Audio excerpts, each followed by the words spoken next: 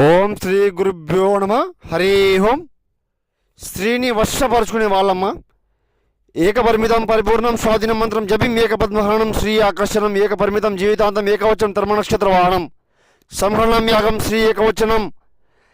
స్త్రీని వశపరుచుకునే వాళ్ళమ్మ. ఇది మీకు లొంగని వాళ్ళని, స్త్రీ అయినా కానివ్వండి పురుషులైనా కానివ్వండి, మీకు లొంగని వాళ్ళని వశపరుచుకోవచ్చమ్మా.